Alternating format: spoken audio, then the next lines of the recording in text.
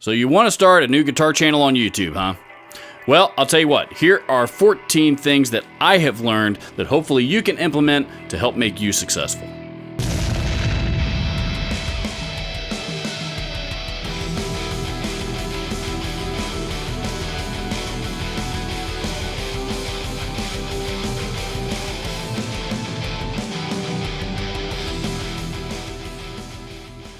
First things first, I actually made the decision to start a new group on Facebook called The Guitar Dungeon. The Guitar Dungeon is hosted by yours truly and Robert's Guitar Dungeon. That group is not just a group about this guitar channel. It is a guitar group for all guitar players to contribute anything guitar related. I started that group because I wanted a group where viewers can interact with each other and and so that I can interact with people a little bit more directly.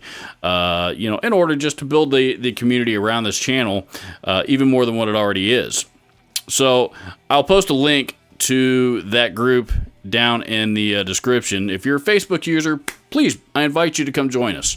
So now that we got that out of the way, within the first couple of days of me starting that group, I received I received messages from a number of people that were all interested or about to or just getting started in starting their own guitar channels on YouTube and wanted to know what kind of advice and tips I may have to offer. So I have been doing YouTube for almost 4 years now, and I have put off doing this video because, honestly, I didn't know that I had a whole lot to offer, but the truth is, after thinking about it, I have learned quite a bit in the last 4 years.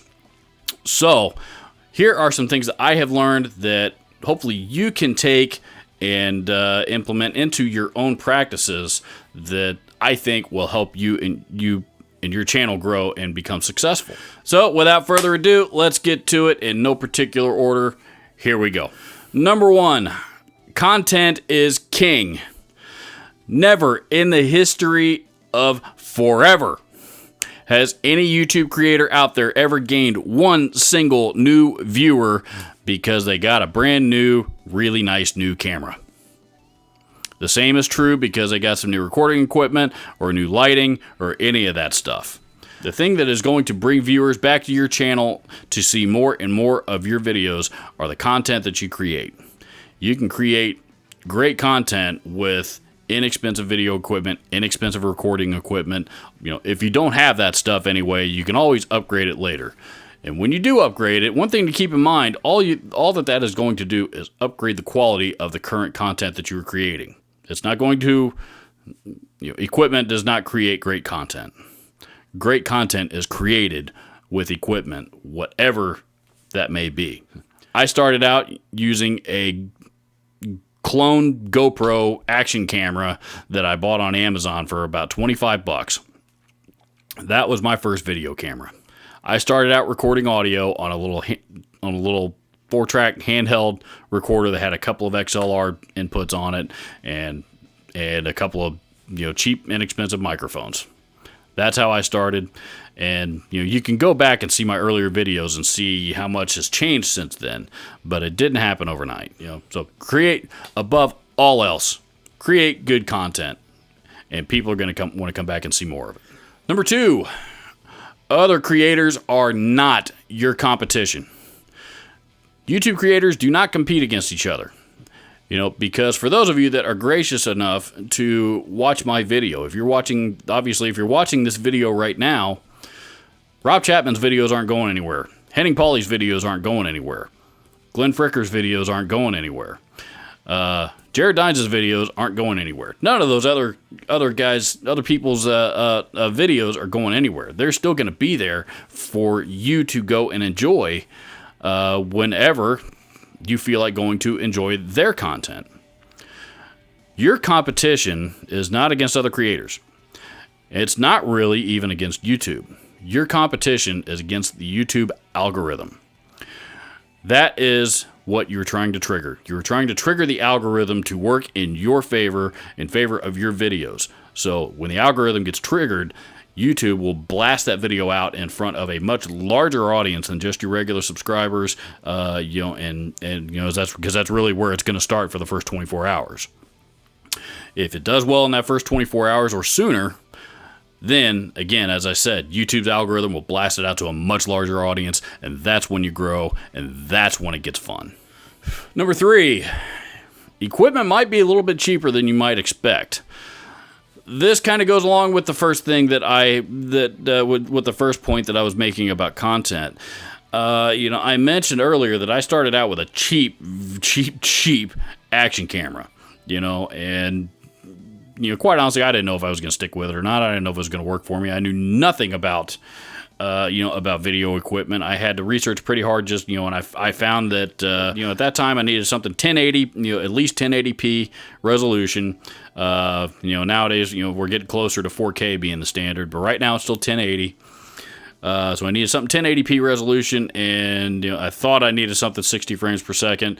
If you can get 60 frames per second, great. 30 frames per second for sitting in one place in a guitar video will work just fine. Those are the two things that I really needed. And you'd be surprised what's out there that you can find that will accomplish that. You need that. You need a light of some kind. There is all kinds of lighting options that again, you can buy very, very inexpensively on Amazon. I'll post links to all this stuff that I have used here currently or in the past down in the description.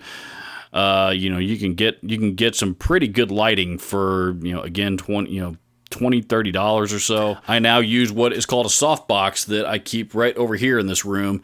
That's actually probably too big for this room, but the light that I get from it is I think is the best quality lighting that I've ever had, and it cost about $40.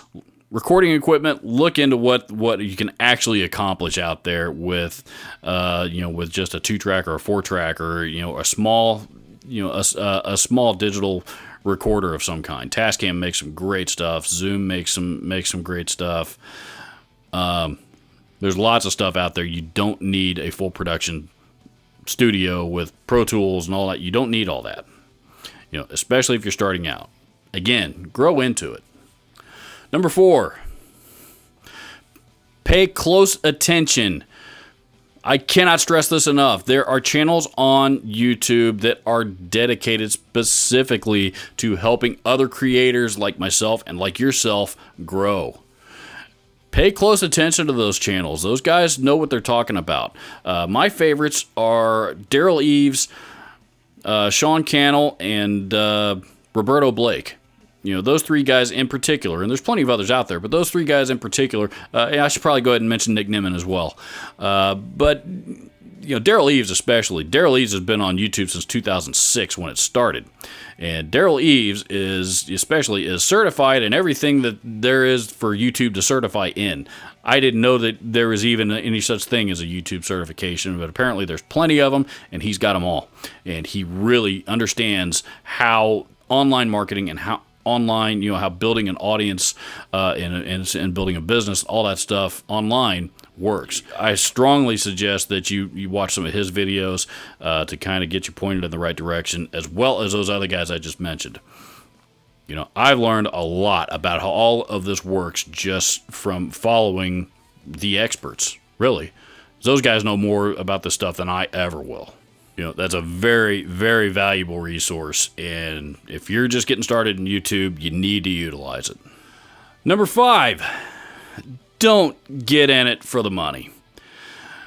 If you're starting a YouTube channel and you've got nothing but dollar signs in your eyes, you're probably going to fail. Content creators that you see doing it for long stretches of time do it because they enjoy doing it. And myself included, I do this, and I spend all the time that I spend doing this because I enjoy it. There's a whole other community out there and a whole other world of all kinds of stuff out there that I had never discovered until I started getting involved in YouTube. But if you're getting in it for the money, you're likely not going to succeed because, number 1, people can see right through that. And number 2, that if the money turns out to be your real passion instead of the content that you're creating, You know, again, it's people can just tell, and nobody's going to have any interest in that. My passion is and has always been guitars and guitar-related gear. I love guitar gear. I'm a guy that loves guitar gear and a guy with an opinion about it. You know, whether you like my opinions, you hate my opinions, you like me, you hate me, whatever, you know, however you feel about it. You know, but nobody, I don't think, will ever argue with me, you know, about my love for guitar gear. I film most of my videos in this room where you can see 15 or 20 guitars, you know, hanging on the wall behind me, and that's not even all of them. You know, this is what I love to do, and I love to create content about it. You know, yes, you know, some of the financial gains, and, you know, and in my case, you know, the financial gains have not been anything astronomical or anything anywhere near it. But, you know, it is a nice perk, you know, but number one, it didn't happen right away, and number two, that's not why I continue to do this. I do it because I love it. Number 6, if you're starting a guitar channel, particularly to demo gear, don't waste time trying to reach out to manufacturers trying to get gear to demo. There's not a manufacturer on this planet that wants somebody with no audience that nobody's ever heard of to demo their gear. You know, and you're just going to come across as somebody trying to get free stuff out of them. That's all it. You know, and that's how they're going to perceive it, and it's just going to make it harder for you to have a real conversation with them about it down the road after you do grow your audience. I think you're probably going to find some differing opinions on this, but in my opinion, I started out demoing all of the gear that I already owned. All of my early demos, I started demoing my own guitars, and then when I ran out of those, then I did an amp or two, and then I started doing pedals, and when I started doing pedals, then I found that I've started to get into multiple camera angles, and when I was getting into multiple camera angles, then I found that I needed to focus more on I needed stronger, more powerful video editing software, and but by focusing on the stuff that I needed around here, it gave me the focus and the drive that I needed to learn about some other things that I didn't know that I needed to learn about yet. And now that I have learned those things, now I am just beginning to garner the attention of some small manufacturers, but manufacturers nonetheless, and I'm very grateful, very, very grateful to have done that. But vendors are much more interested in working with me now that I have an audience than they were 4 years ago when I didn't. Number 7, learn to take criticism. And lots of it, because you're going to get it, especially early on. YouTube viewers are not shy about sharing their opinions in the comments section. Sometimes it's funny, sometimes it's painful, and it's hard to hear. Some of them, sometimes they're genuinely, trying to offer constructive criticism and trying to help you. Sometimes they are intentionally trying to hurt your feelings. And you got to be willing to take all of it. I have been very vocal about I've been very vocal about how I like to handle trolls, which I do probably a little unorthodox in that I generally tend to like to troll back. Go read the comments on any number of my videos, and whenever some jerkweed decides to say something rude or inappropriate to me or something like that. Like I said, I'm not shy about firing back, but doesn't necessarily mean that I don't listen and don't take into account or under advisement what it is that they may have said. So despite my reaction in the comments, sometimes even the mean people do have valuable information to share that you can utilize to help you grow. But a thick skin is absolutely required. If you don't have it, you better learn to get it. Number 8. Make sure that you have enough time on your hands to be able to invest in your newfound hobby. And I mean a lot of time. Creating YouTube videos is hard work.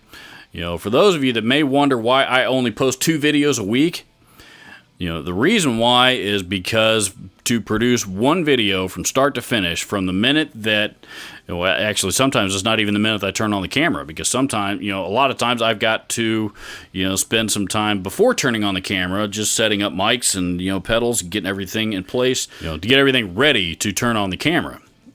So from that point, start to finish, to the end of the going through the editing process, which is very time consuming, to uploading it to YouTube, which also takes some time. on average, probably somewhere in the neighborhood of about 8 hours of video.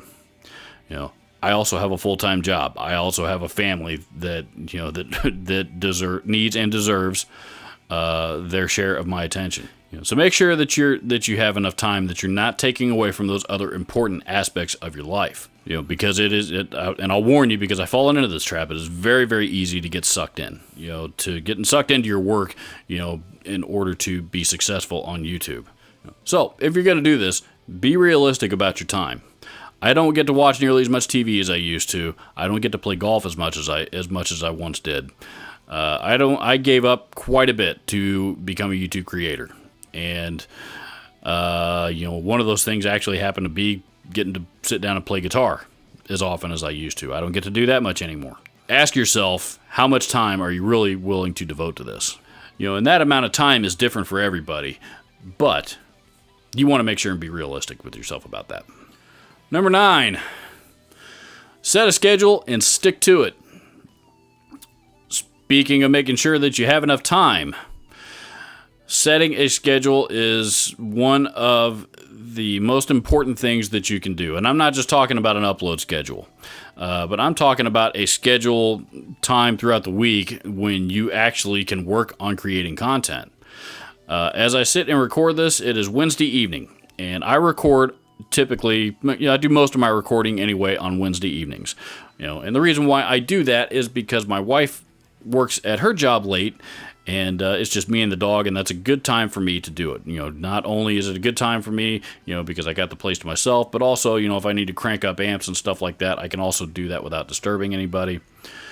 In order, again, to make sure that I bring you guys the best content that I possibly can. You know, I do most of my recording on Wednesday evenings.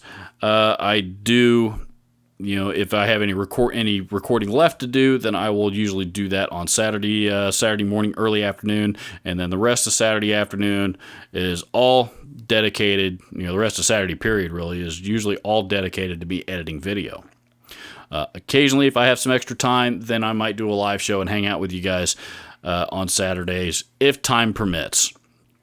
You know, sometimes for the more intricate demos that I'm doing that requires a full track demo, or at least that I want to include a 4-track demo, then I might find some more time in an evening during the week to devote to songwriting and you know, that kind of stuff, because that I don't do full track songs on all of my demos, because that alone can take quite a bit of time.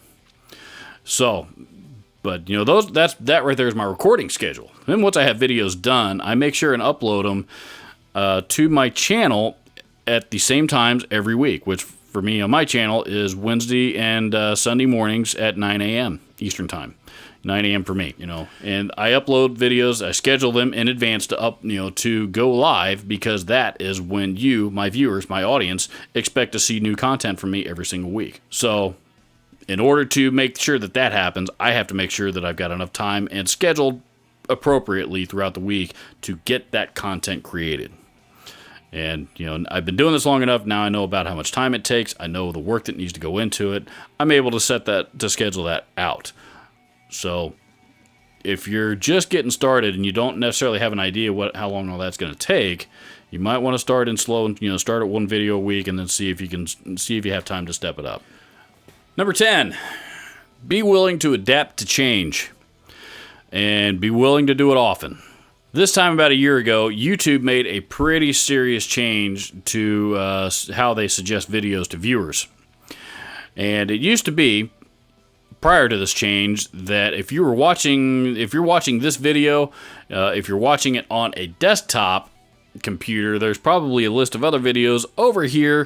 This is the way I have my YouTube set up. It's over here on the right hand side, and it used to be those first 4 videos would have been more videos of mine from my channel for you to check out next as suggestions. And if you're watching it on a mobile phone or a mobile device of some kind, it was the first 4 videos below it.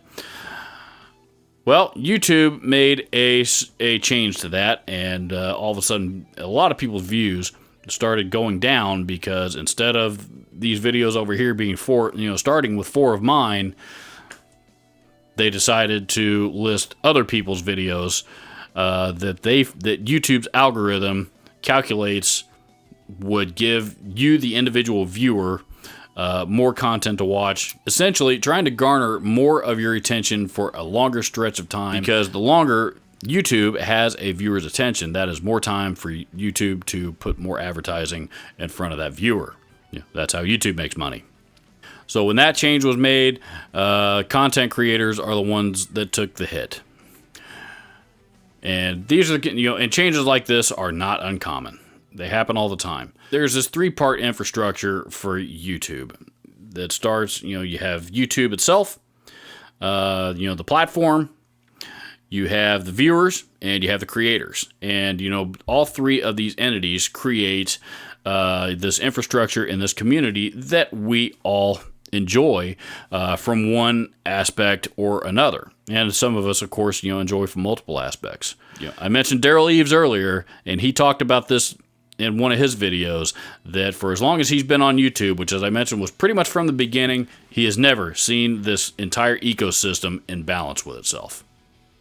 There has always been somebody benefiting more than everybody else, pretty much from the word go. And as a result of that, YouTube makes adjustments from time to time to try and balance that out, in one of these 3 directions. So as YouTube makes adjustments to that, we as creators need to adjust as well, because it's not going to stop. And if you either learn to adapt or you float away. Those are your options. If you're into creating content on YouTube, as the great Peyton Manning once said, you're either growing or dying. And me, I prefer to grow. Sometimes it's tough to figure out exactly how to adapt to those changes, but I certainly do try my best to make sure that I make the adjustments necessary, because again, I believe that's best for not only me but also for you, my audience. So if you're just getting into this and you found a formula that works for you and is helping you grow, great. But don't be surprised if a change comes around the corner one day that all of a sudden makes your newfound formula not work so well anymore. And when that happens, you got to know how to react. Number 11, views equal subscribers, not the other way around. There's kind of this misconception that your success on YouTube is measured by the number of subscribers that you have. And, and it is a gauge. I don't want to pretend like subscribers are not important, because they absolutely are. And on YouTube, there is strength in numbers. When people ask me how big my channel is, I tell them that currently, as of this recording anyway, I'm at about 13,000 subscribers. And I had to work hard to get there, and I'll talk more about that shortly. But, that's, when people ask me, that, because that's a question, how big is your channel? When people ask me that, that's the best way that I can think of to describe to them. However, having a bunch of subscribers does not necessarily mean that does not necessarily mean that you're going to be getting tons and tons of views automatically. It doesn't work that way. Again, the very first thing that I shared with you in this video was to create great content. If your content is great, your views will go up. And when your views go up, that is what you're gunning for. Because the more views that you can garner, the more that you can expand your audience. The more that you can expand your audience, then your subscriber numbers will go up. And slowly but surely, because unfortunately, not all of your subscribers are going to get the alert every week that you've got new content loaded up on YouTube. It ain't gonna happen. I had a new video that went up just today. I just mentioned I have 13,000 subscribers. A new video has gone up, has been up most of the day already, of a pedal demo. Probably garnered a couple hundred views here at this point. Subscribers do not equal views. Views equal subscribers. So create good content if you want that to happen. Number 12, take some risks. Make some videos that you wouldn't normally think to make for yourself. Do some things that might be a little unorthodox for you. Remember that thing with me last year when the stupidest video I've ever made of me, playing an electric kazoo to a bunch of metal tunes? Dumbest video I've ever made. And I had a blast doing it. And that one people are still laughing at that one. Remember that video that I did about a year and a half ago called, Top 8 Worst Production Guitars Ever? I was hesitant to make that video because I was afraid I might piss some people off. And I did, piss a few people off. That's going to happen. Not everybody's going to agree with you. But that video, most likely because of the reverse flying V joke that's in it, that video went on to become by far my most popular video. As of right now, it's at well over 800,000 views. Then it could very well hit 1 million one day because it still gains views every single day. So take some risks. You never know what's going to get your audience excited and get them, to want to see more from you. Take some risks, do something crazy, and try and use that stuff to lure new viewers in to check out your more regular content. Number 13, be honest. Don't try to bullshit your audience. People are going to be able to see right through it. People will see right through it. Once upon a time on my channel, I did a demo of a pedal called the Moor Shimverb.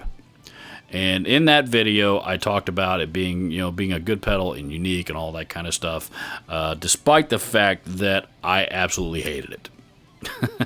There were some things about it that I just absolutely did not like. I didn't like the sound of, and that was not the message that I said in that I conveyed in that video. And that's, by the way, that's no slight to Moor, by the way. I think Moor are a great company, and they're growing pretty rapidly and coming out with some fantastic products of their own. I own a few of their other products that I really, really enjoy, but that one I just didn't get along with. But again, that's not the message I carried in that video. About a year later, I did another video about worst pedals ever. And sure enough, I included the Moor Shimverb in that video. It didn't take long for viewers to sniff it out and start calling me out on it in the comments, because a year prior I talked about how great that pedal was, and now I was saying the exact opposite. So be honest with your audience.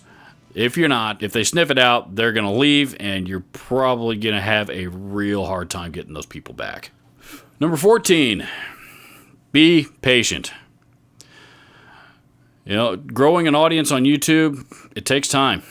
It takes time, and it takes a lot of time. As I mentioned, I've been doing this for almost 4 years now. I spent my first 2 years scratching and clawing my way to 300 subscribers. 300 subscribers after 2 years. Finally, I created a video that was popular enough that triggered YouTube's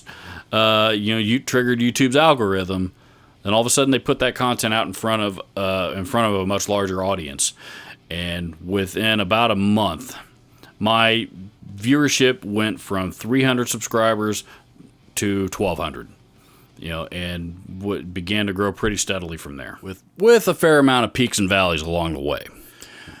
But it took me a long time to find something that worked for me, and to find something that I could create that a lot of people really wanted to see from me. And once I did that, then I was able to build on that and structure some things a little bit differently, structure some things about my channel and the content I was creating around that idea. Admittedly, my channel has grown a little bit slower than a lot of other guitar-based channels out there, and that's okay. That's perfectly okay. It's not a competition. And it's certainly not a sprint. It is a marathon. Miracles do happen on YouTube. I don't want to pretend like they don't. I have a friend of mine named Kim Iverson who has a political channel, and she got started probably about 6 months ago, and she is the exception, not the rule. She started about 6 months ago, and as I was watching one of her videos today, because I like to watch her videos to see how she's progressed. She's currently at about 167,000 subscribers. Now, part of that has to do with the genre that she's in. There's a lot of people that have an interest in the stuff that she talks about. Not everybody has an interest in guitars. But, a lot of it is just because she did what she needed to do, and she creates good content. She creates great content, whether people agree with it or not. So it's going to take time. It's going to take time for you to get your footing. It's going to take time for you to figure out what works best for you. And it's going to take time for you to hone your craft.